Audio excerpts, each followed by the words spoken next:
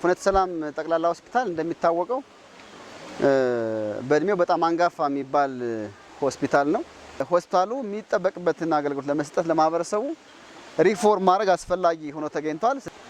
ለተገልጋዮች ምቹ ያለ መሆኑ ብቻ ሳይሆን ፍጹም ንጽህና የጎደለው ሰርቪስ የሚሰጥባቸው ክፍሎች መሰረታዊ ችግር ያለባቸው እያንዳንዱ ክፍል ለህሙማንም ለሐካሚውም በጣም ችግር የነበረበት ነው የነበረው።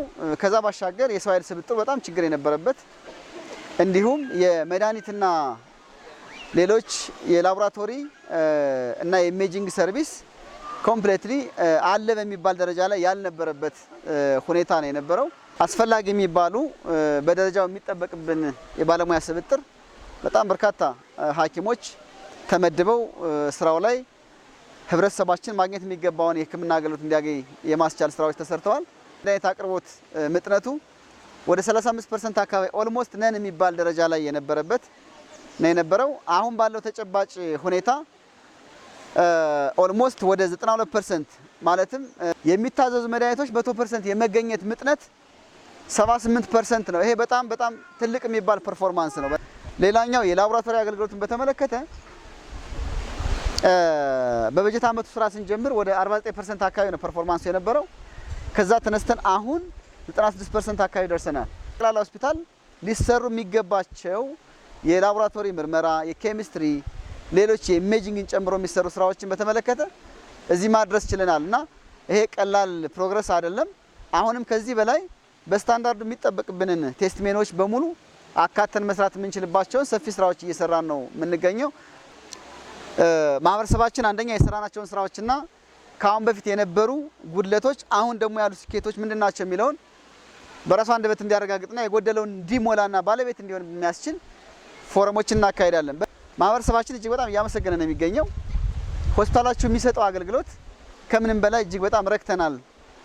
እዚህ ሆስፒታል ቁጭ ብለን ምግብ መመገብ ጀምረናል። ጽዳቱ፣ የባለሙያው ተንከባካቢነት፣ የባለሙያው ቅንነት እያለ እያረጋገጠ ነው የሚገኘው። ማህበረሰባችን በነገራችን ላይ የአካባቢ ማህበረሰብ ይሄን ሆስፒታል ለማገዝ ምንም አይነት ችግር እንደሌለበት ራሱ በአንደበቱ አረጋግጧል። ነገር ግን ይሄ ወቅታዊ ሁኔታውን በተመለከተ ትንሽ ፈታኝ ሁኔታዎች ስላሉ እኛም ብዙ መጫን አንፈልግም። በእርግጥ እኛ በዚህ ዓመትም አጠናክረን የምንሰራው ስራ ይኖራል። ግን ወቅታዊ ሁኔታው በራሱ ጫና ስላለው በዚህ መሀል ውስጥ ማህበረሰቡን ብዙ መጫን ስለማንፈልግ ካልሆነ በስተቀር ማህበረሰቡ ይሄን ተቋም ባለቤት ነው ለመስራት ምንም አይነት ችግር የለበትም። የናሽናል ቲሙም ቢሆን በክልላችን እኛ ያገኘነው ደረጃ አለ። ይሄ ሆስፒታል በነገራችን ላይ በታሪክ በዘመኑ አይደለም ለዚህ ሽልማት ቀርቶ የቱ ጋር እንዳለ እንኳን ታይቶ የማይታወቅ ሆስፒታል ነውና በያዝነው ዓመት ግን ቢያንስ 2 ሚሊዮን ብር ተሸላሚ ነው ሆስፒታል። በሆስፒታላችን በክልላችን ከሚገኙ ቶፕ 18 ከሚባሉት ሆስፒታሎች ውስጥ ቶፕ 10 ውስጥ በመግባት የ2 ሚሊዮን ብር የክሪስታል ዋንጫ የክብር ሰርቲፊኬት ያገኘ ሆስፒታል ነው።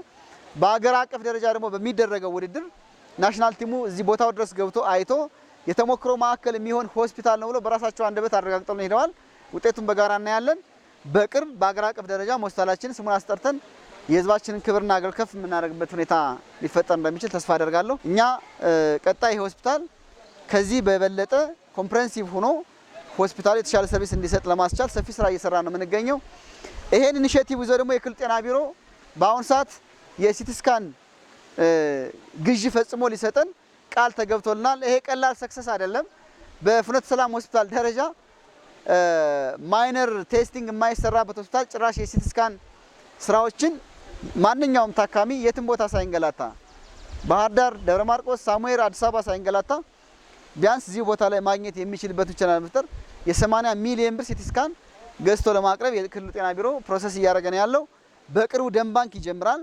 እነዚህ ነገሮች ተቀናጅተው ሆስፒታላችን በቀጣይ አመታት ምናልባትም የፊታችን 1 እና 2 አመት ውስጥ ሆስፒታላችን ከጀነራል ሌቭል ወደ ኮምፕሬሄንሲቭ ሌቭል አድጎ እዚህ ቦታ ላይ ማንኛውም ታካሚ ሪፈራል ሌቭል ላይ ሆኖ ተገቢ አገልግሎት እንዲያገኝ የሚቻልበትን ምቹ ሁኔታ ለመፍጠር እየሰራን ነው የምንገኘው።